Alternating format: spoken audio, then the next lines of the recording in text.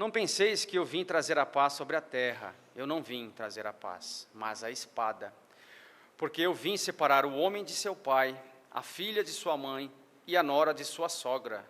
E o homem terá por inimigos os de sua casa. São Mateus capítulo 10, versículos 34, 35 e 36. Eu vim lançar o fogo sobre a terra. O que desejo, senão que ele se acenda?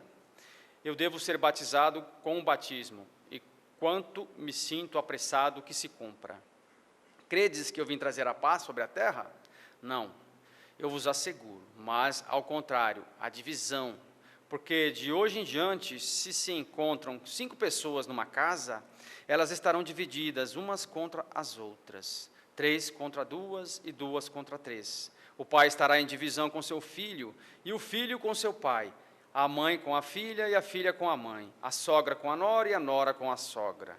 São Lucas capítulo 12, versículos de 49 a 53. Então eu fiz questão de frisar onde que está, porque parece esquisito isso, né? Vindo de Jesus falar isso, que não vim trazer a paz, que vim separar pai e filho, nora e sogra, né? Parece esquisito isso aí, né? Mas continuando aqui, ó, foi Jesus a personificação da doçura e da bondade, ele que não cessou de pregar o amor ao próximo, quem pôde dizer, eu não vim trazer a paz, mas a espada. Eu vim separar o filho do pai, o esposo da esposa, eu vim lançar o fogo sobre a terra, e tenho pressa que se acenda. Essas palavras não estão em contradição flagrante com o seu ensinamento? Não há blasfêmia em lhe atribuir a linguagem de um conquistador sanguinário e devastador? Não, não há nem blasfêmia, nem contradição nessas palavras, porque foi ele mesmo quem as pronunciou, e elas testemunham a sua alta sabedoria. Somente a forma, um pouco equívoca, não exprime exatamente o seu pensamento, o que fez com que se desprezasse seu sentido verdadeiro. Tomadas ao pé da letra, tenderiam a transformar a sua missão, toda pacífica, numa missão de perturbações e de discórdias, consequência absurda que o bom senso faz afastar, porque Jesus não poderia se contradizer. Então, vocês verem que nós temos a mania, né, todos, a humanidade em geral, de sempre levar as coisas ao pé da letra, né? Você pode ver que muitos acreditam que a Bíblia tem que ser seguida letra por letra, né? E com o avanço da ciência, com o avanço das tecnologias, a gente vê que muitas coisas da Bíblia, se a gente for seguir ao pé da letra, elas estão em contradição, elas não condizem com o que a gente hoje conhece, né? Se a gente pegar o exemplo da Gênese, que é o início da Bíblia, falando da criação do mundo, hoje a gente sabe que não pode ter sido exatamente daquele jeito, não dá para a gente acreditar que o homem, por exemplo, foi criado pronto e acabado, e da costela de Adão retirou-se a mulher pronta e perfeita. Então a gente sabe que tudo isso são alegorias. O grande problema é a gente levar sempre ao pé da letra aquilo que é dito. E da mesma forma, quando Jesus disse isso, as pessoas já pensaram, não, vamos usar isso ao nosso favor. Foi o próprio Jesus que disse. Então, se Jesus está falando que eu não vim trazer a paz, é porque é para a gente pegar em armas. E quantas mortes não foram realizadas em nome de Cristo? A gente pode pegar o exemplo da história e ver que a Idade Média foi pródiga disso. Queimaram muitas pessoas, só porque tinham dons mediúnicos. E a gente vê esse exemplo se repetir ainda nos dias de hoje. Então, a gente tem que tomar cuidado com o que Jesus quis dizer e não exatamente seguir ao pé da letra, como estão dizendo aqui. E na sequência, toda ideia nova encerra forçosamente oposição, e não há uma única que tenha se estabelecido sem lutas. Ora, em semelhante caso, a resistência está sempre em razão da importância dos resultados previstos. Porque, quanto mais é grande, mais fere interesses. Se é notoriamente falsa, ser julgada sem consequência, ninguém com ela se preocupa e a deixam passar, sabendo que não tem validade. Mas, se é verdadeira, se repousa sobre uma base sólida, se entrevê futuro para ela, um secreto pressentimento adverte seus antagonistas de que é um perigo para eles e para a ordem das coisas em cuja manutenção estão interessados. Por isso, caem sobre ela e seus partidários. A medida da importância dos resultados de uma nova ideia se encontra assim na emoção que causa em seu aparecimento, na violência da oposição que levanta e no grau e persistência da cólera dos seus adversários. Então, Jesus, ele traz toda um novo sistema de enxergar Deus e enxergar o mundo. Deus, antigamente, no Antigo Testamento, era um Deus de vingança, o Deus do olho por olho, dente por dente, porque Moisés tinha que falar aos seus pares a linguagem que eles compreendiam. Eles eram pessoas brutas, pessoas que tinham ainda pouca, vamos dizer assim, entendimento. Então, não adiantava ele chegar lá e falar, olha, Deus é amor, Deus é bondade, se alguém te bater num lado de uma face, dê a outra face. Não, ele não teria sido obedecido, ele teria sido rechaçado, e eles ficaram muitos anos no Egito, como escravos, brutalizados. Como que ele ia poder chegar lá com amor, com bondade? Então ele tinha que mostrar um Deus vingativo, um Deus que, se você não seguir o que eu estou falando, você vai perecer, vai ser exterminado. E Moisés teve que usar realmente até da espada. Quantos povos não foram mortos, em nome de Jeová? Mas Jesus vem, então, numa outra ocasião, mostrar, diferentemente daquela época, que a gente tinha que ter amor ao próximo, que Deus é um Deus de bondade, um Deus de justiça. E imagine só, na antiga Roma, os judeus dominados pelo Império Romano, ouvir isso, como é que pode? Os caras vieram aqui, dominaram a gente, nos fazem de gato e sapato, a gente não tem direito a nada, temos que dar tudo que nós produzimos para eles, eles vêm aqui, nos dominam, e a gente tem que abaixar a cabeça. E Jesus, com toda a sua bondade, com todo o seu amor, foi nos ensinando. E vocês veem que mesmo assim ele foi incompreendido na época, foi crucificado, e a sua mensagem de qualquer forma ficou. E essa mensagem foi aos poucos se propagando, porque os cristãos primitivos foram seguindo a sua ideia de amor, a sua ideia de bondade, de fraternidade. Então isso foi um perigo para a Roma antiga, porque ideias como essa colocariam em xeque, colocariam à prova o império que eles tinham. Poxa vida, se todas as pessoas começarem a se ajudar, começarem a acreditar que Deus é um Deus de amor, que não precisamos mais ser escravos, que não precisamos mais escravizar, vai subverter a ordem das coisas. Como é que isso pode acontecer? Não. E por isso, você vê que muitos cristãos foram jogados aos leões, foram mortos. Por quê? Realmente aquilo ia totalmente contra as ideias e o desejo das classes superiores, dos dominadores da época. E isso, com o tempo, eles foram vendo que não tinham como vencer essa nova ideia nascente. Porque, como diz aqui, quando uma ideia é real, é verdadeira, nada pode destruí-la, porque ela vem realmente do alto. E todos nós hoje sabemos que Jesus foi o maior de todos os espíritos que aqui esteve, e não dá para a gente duvidar de tudo que ele trouxe e de tudo que ele veio nos ensinar. Então, quando ele diz aqui, não vim trazer a paz e vim trazer a guerra, é porque ele veio realmente trazer um novo sistema de coisas. E isso faz com que a gente, dentro de nós, por muitos anos, termos sido condicionados a acreditar nesse mundo de dominação, que sempre existiu e até hoje ainda existe, nós sabemos disso, que nós vivemos num mundo que a classe dominante é uma pequena parcela da humanidade, mas detém toda a riqueza produzida. Para vocês terem uma ideia, 1% da população global detém mais de 60% da renda do mundo. Ou seja, ainda tem muita coisa errada, não é verdade? muitos interesses fazem com que a gente continue nesse estado de coisa. Então, quando ele diz, não vim trazer a paz, vim trazer a guerra, é essa guerra interior que nós temos que travar dentro de nós, para a gente vencer o mundo, vencer as coisas que querem nos dominar, e realmente trazer esse mundo de paz, esse mundo de concórdia. E aí ele cita o quê?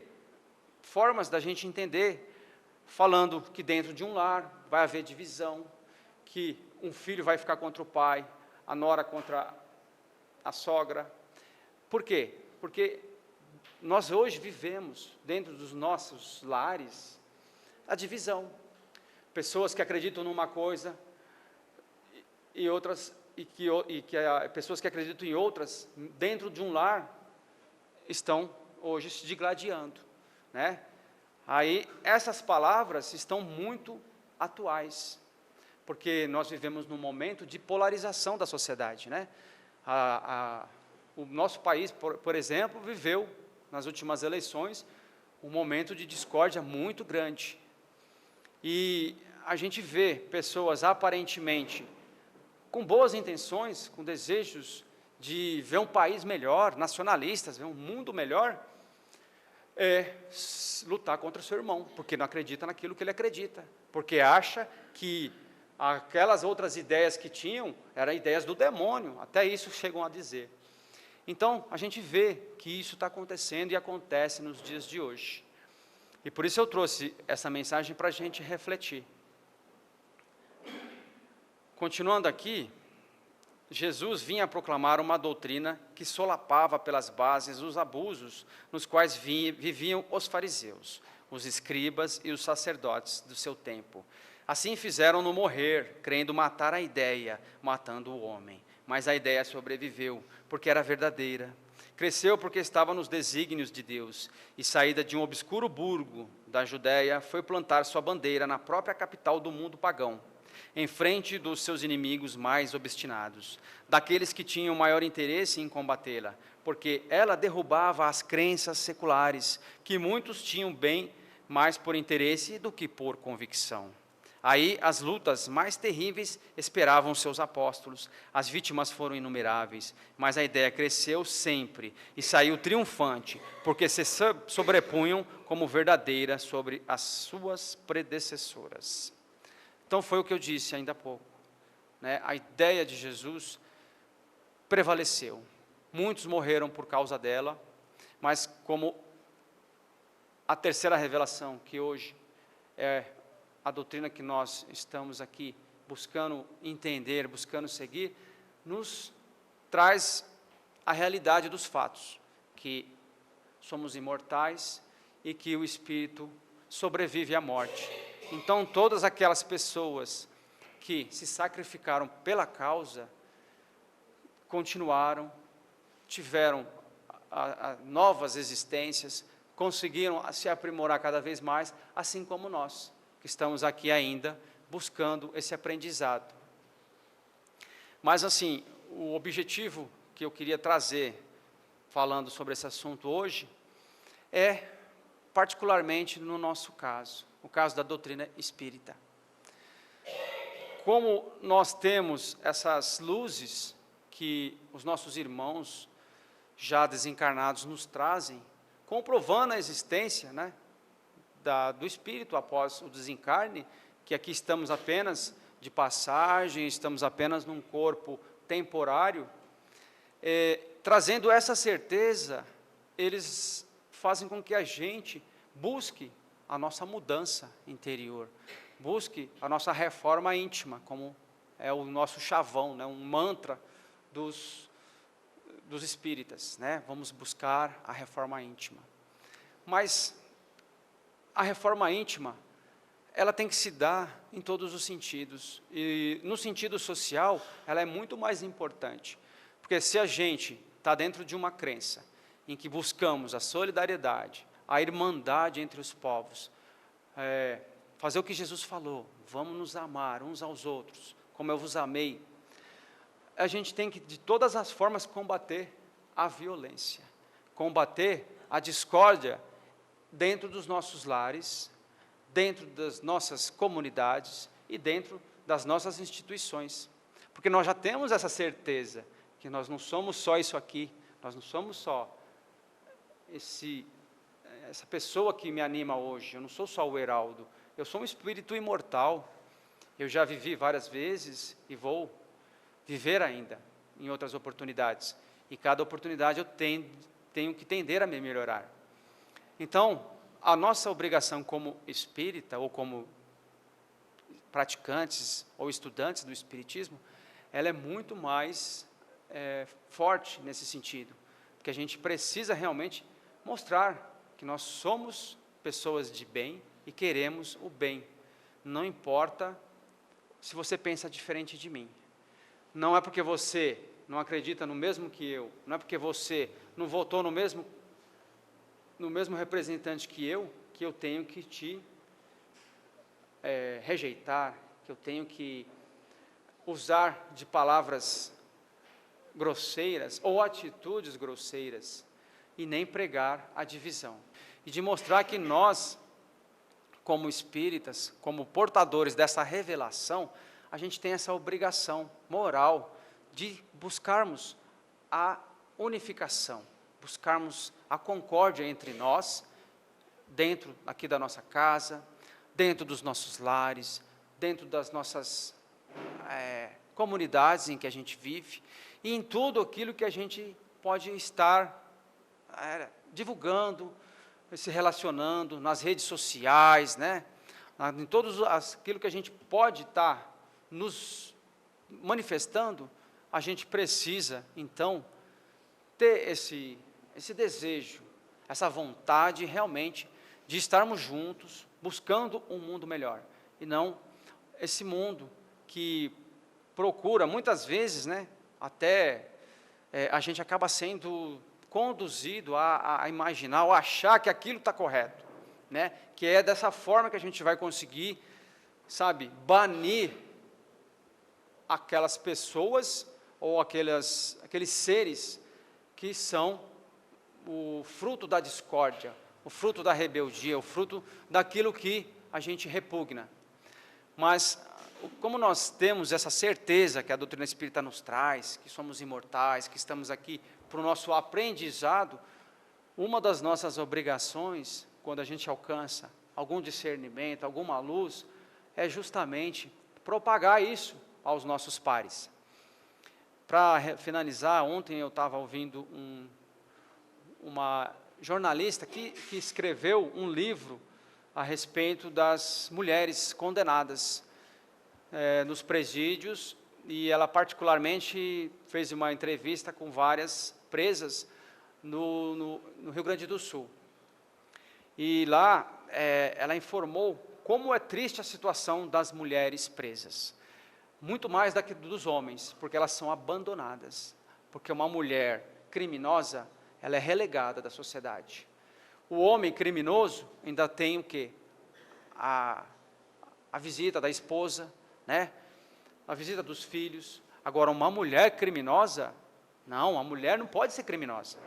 Então, é muito triste a situação delas. E a postura que a sociedade tem com relação à classe prisional é o quê? De, se fosse possível exterminá-los, seria o ideal, porque a gente está só gastando dinheiro, a gente não está recuperando ninguém, e eles vão sair de lá mais violentos do que eles chegaram. E isso é uma situação que perdura, e o sistema parece que compactua com isso, para que isso não se modifique. Para vocês terem uma ideia, elas falam que as pessoas presas, e ela pode dizer que se existe inferno, ali realmente é a representação do inferno.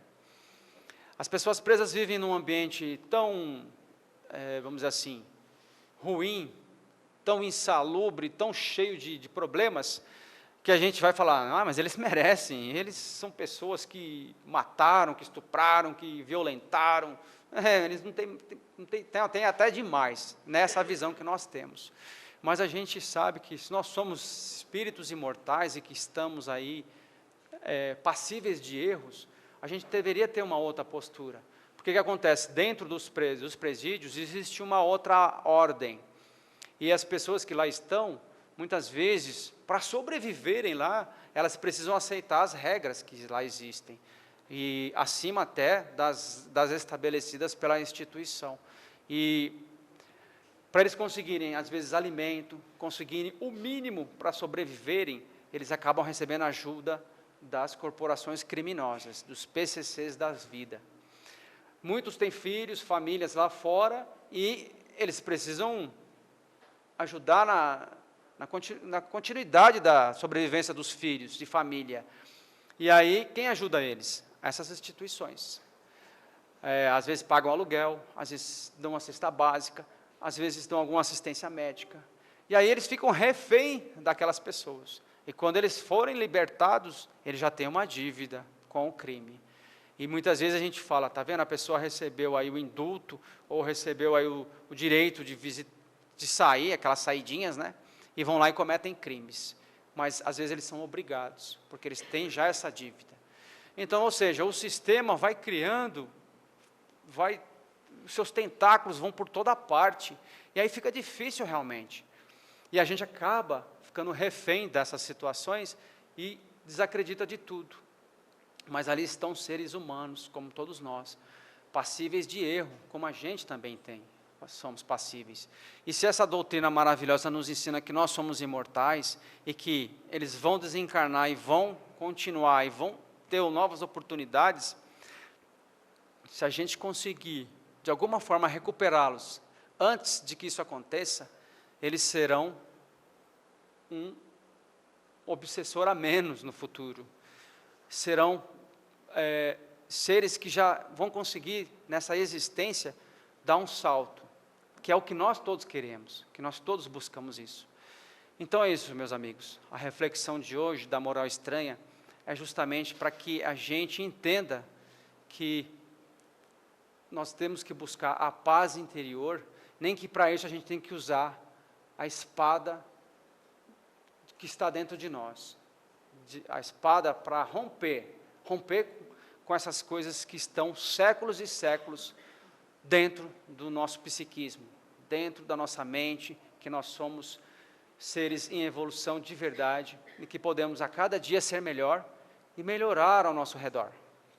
Como eu disse na minha última manifestação, se a gente enxergar o nosso próximo como nós mesmos, se a gente vê que ali tem um irmão, que pode ser nós amanhã, ou que já fomos nós ontem, a gente vai olhar com outros olhos. E a gente vai, quando vê qualquer pessoa, qualquer pária da sociedade, ou mesmo aquele que te cause uma violência amanhã, a gente vai enxergar com outros olhos, e vai buscar ser resiliente, e ter um pouco mais de doçura, e aceitar que tudo que acontece tem a sua razão de ser. E se um dia a gente sofrer, tiver que passar por uma violência provocada por um irmão, pensemos que ele está ainda perdido, pensemos que ele ainda está nos caminhos distantes da luz, e que às vezes a gente pode trazer essa luz e modificar tudo.